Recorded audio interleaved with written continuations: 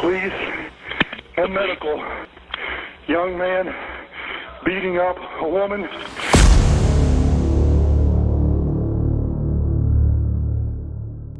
Late on a warm summer evening in August 2016, a peaceful neighborhood in Jupiter, Florida, was about to witness a crime so disturbing that it would shock the entire nation.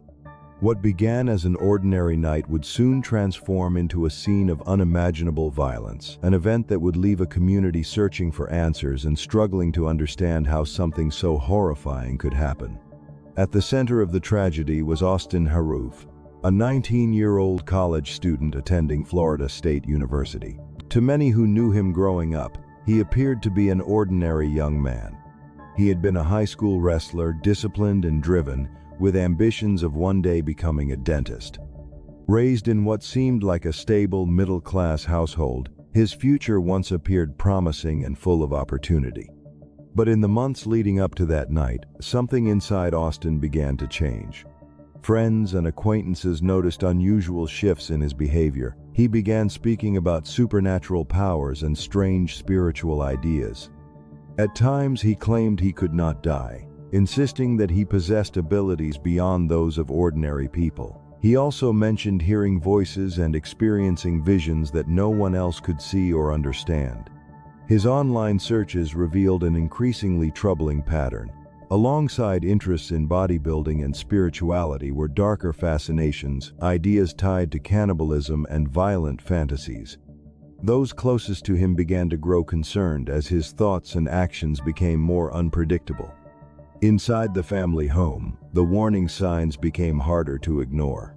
His father grew increasingly worried about Austin's mental stability, while his mother noticed him speaking about angels, demons, and mysterious forces guiding him. His grip on reality appeared to be slipping. Everything reached a breaking point on the evening of August 15.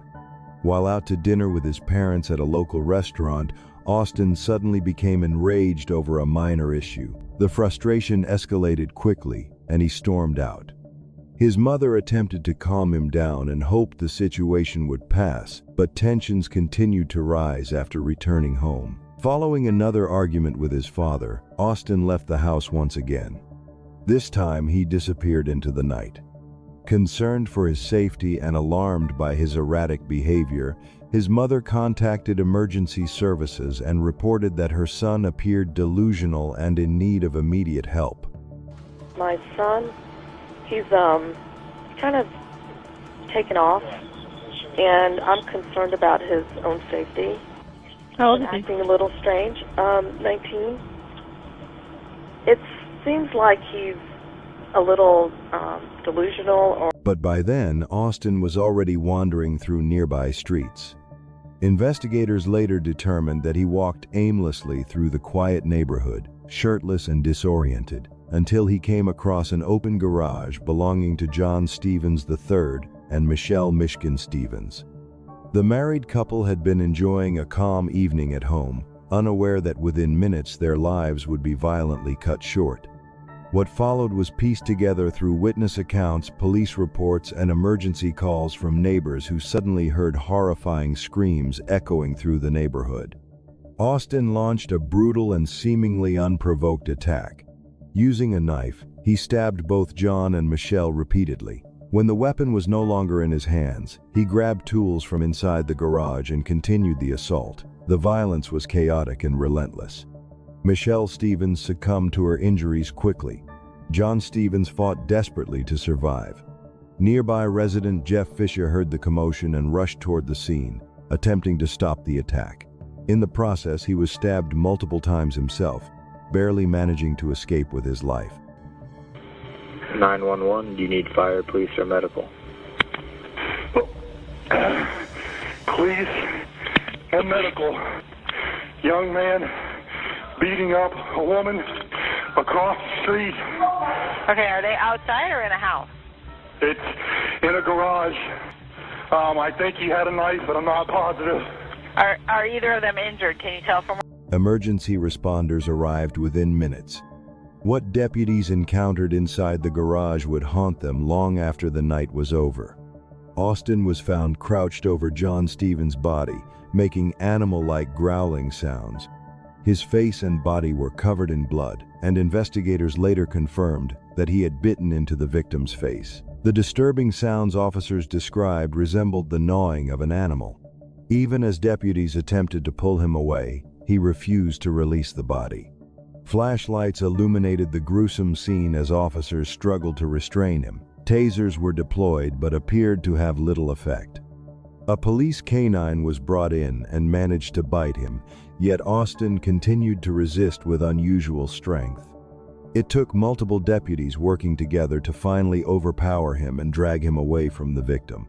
He was restrained and taken into custody while suffering from severe injuries and extreme physical exhaustion.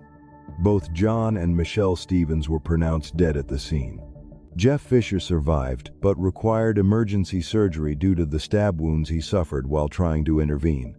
For those who witnessed the aftermath, the trauma lingered. Law enforcement officials later described the location as one of the most gruesome crime scenes they had ever encountered.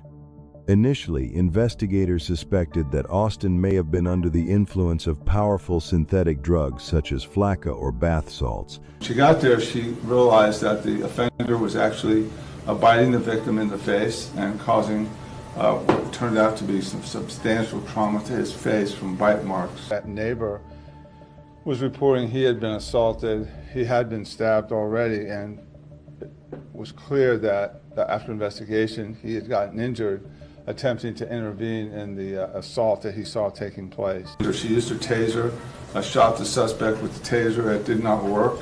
She took a hold of him and tried to pull him off, but he was exhibiting normal levels of strength.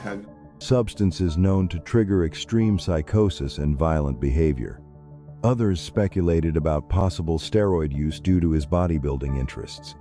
However, toxicology results told a different story.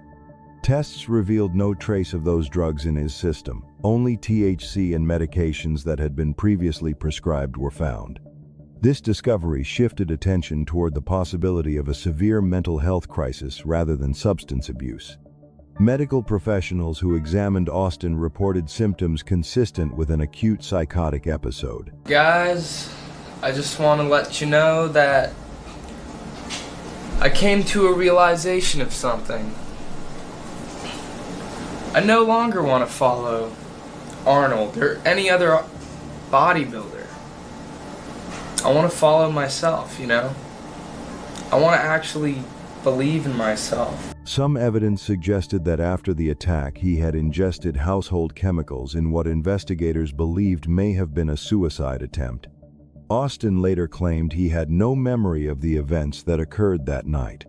Experts explained that severe mental illnesses such as schizophrenia often begin to surface in young adulthood. Early warning signs can include paranoia, hallucinations, emotional instability, withdrawal from reality, and drastic behavioral changes. After receiving medical treatment, Austin Harrouff was transferred to Martin County Jail to await trial. 2 months later, he was formally charged with 2 counts of first-degree murder and 1 count of attempted murder. The case quickly attracted national attention and sparked intense debate about the complex relationship between mental illness and criminal responsibility. When the trial began, the courtroom was thick with grief. The families of John and Michelle Stevens sat just feet from the young man who had taken their loved ones, while Jeff Fisher, the neighbor who had tried to intervene, attended, carrying the scars of that night. Prosecutors described the attack as sudden, brutal, and unprovoked, a violence that destroyed a family and traumatized the community.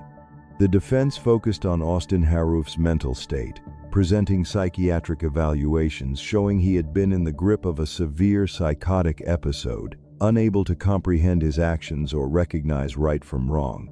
Experts on both sides agreed the attack reflected a profound mental breakdown, not calculated intent. Yet for the victims' families, this offered little comfort. In the end, Austin was found not guilty by reason of insanity and ordered to remain in a secure psychiatric facility indefinitely. I'm so sorry, and I never wanted this to happen.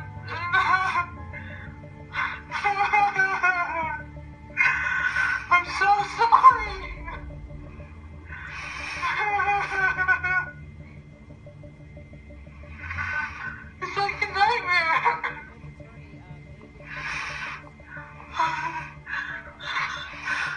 I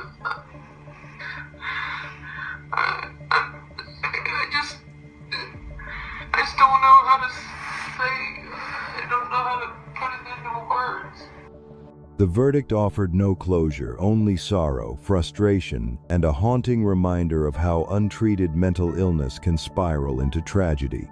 The quiet neighborhood of Jupiter would never feel the same again, and the echoes of that night continued to linger, heavy and unresolved.